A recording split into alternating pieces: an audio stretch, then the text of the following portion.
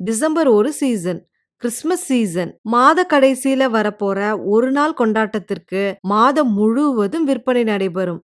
Facebook, Insta, YouTube, WhatsApp இப்படி எத open பண்ணாலும் பாலகன் பிறந்தார், இரட்சகன் பிறந்தார், இயேசு பிறந்தார், கிறிஸ்து பிறந்தார், ஏழை மாட்டுக்குடிலில் பிறந்தார், மன்னவன் பிறந்தார், உள்ளத்தில் பிறந்தார்னு பிறந்தாருன்ற வார்த்தைய மாத்தி மாத்தி போஸ்ட் போட்டு தள்ளுவாங்க.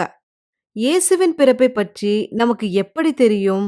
பைபிள் மூலமா தான் தெரியும். ஒவ்வொரு வருடமும் கிறிஸ்மஸ் என்கின்ற இயேசுவின் பிறப்பை கொண்டாடுகின்ற இயேசுவை ஏற்றுக்கொண்ட கிறிஸ்தவர்கள் நம் பிள்ளைகளுக்கு பைபிளில் சொல்லப்படாதவைகளை சொல்லியும் செய்தும் நம்மை அறியாமலே கர்த்தருக்கு பிரியமில்லாத காரியங்களை செய்கிறோம் என்பது உங்களுக்கு தெரியுமா?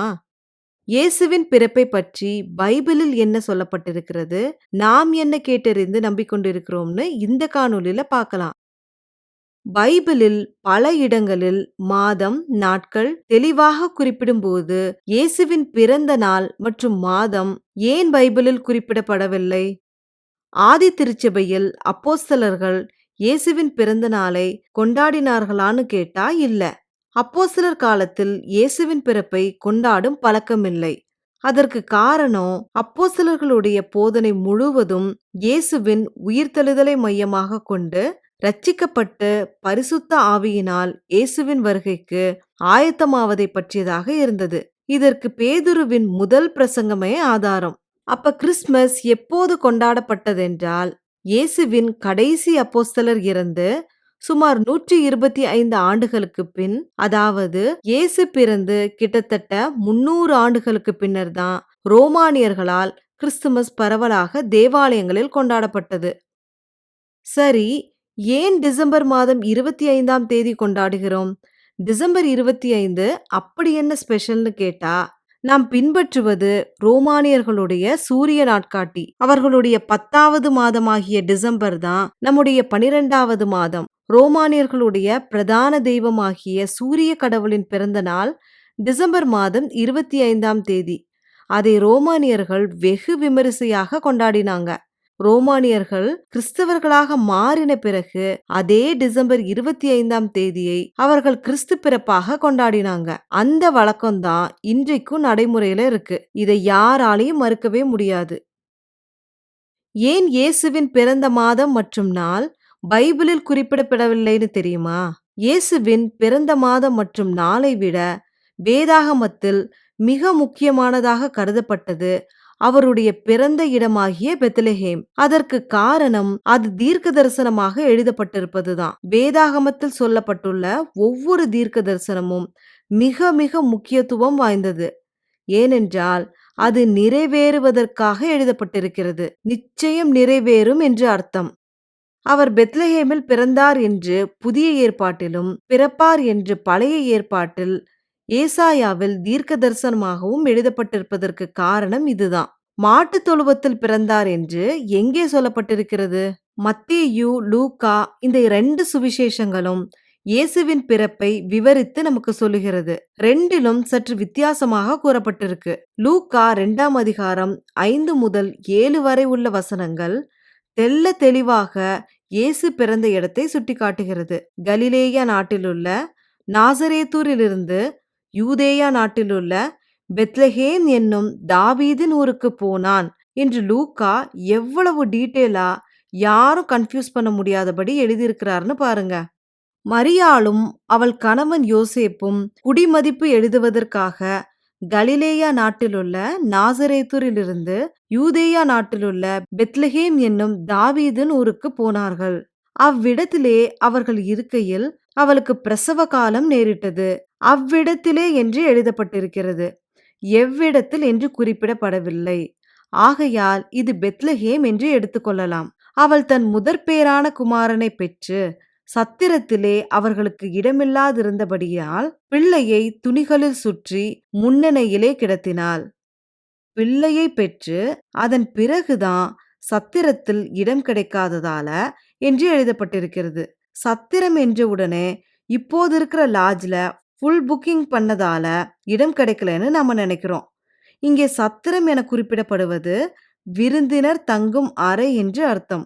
இது குடிமதிப்பு எழுதும் காலம் என்பதால் இவர்களைப் போல தாவீதின் குடும்பத்திலுள்ள மற்றவர்களும் குடிமதிப்பெழுத வந்திருந்தனர். ஆகையால் பிள்ளையுடன் வந்த அவர்களுக்கு இடம் கிடைக்கவில்லை.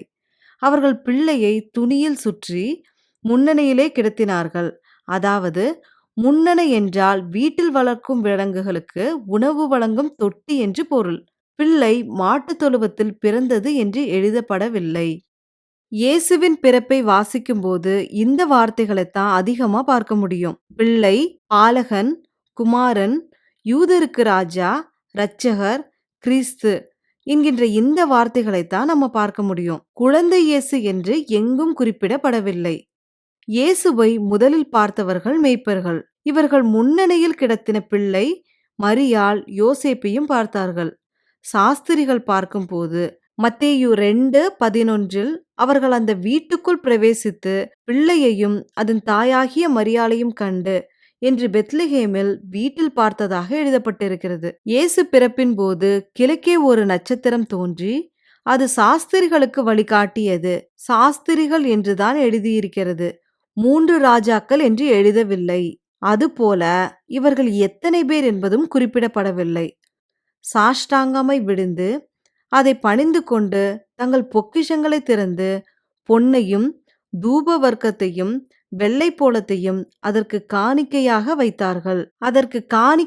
வைத்தார்கள் என்றுதான் எழுதப்பட்டிருக்கிறது. பரிசு என்றில்லை, பரிசு வேறு, காணிக்கை வேறு. இங்கே சொல்லப்பட்டவைகள் பைபிளில் எழுதப்பட்டிருப்பதால் அதை புரிந்து கொள்வதில் கருத்து வேறுபாடு இருக்கலாம், தவறில்லை. ஆனால் பைபிளில் சொல்லப்படாத குடில், கிறிஸ்மஸ் ட்ரீ, சாண்டா கிளாஸ், ரீண்டீர், கலர்ஃபுல்லான பெல்ஸ், கிஃப்ட் இதெல்லாம் எங்கிருந்து வந்தது, இவற்றையெல்லாம் எதற்காக வைக்கிறோம் என்று உங்கள் பிள்ளைகள் கேட்டால் என்ன பதில் சொல்லுவீர்கள்?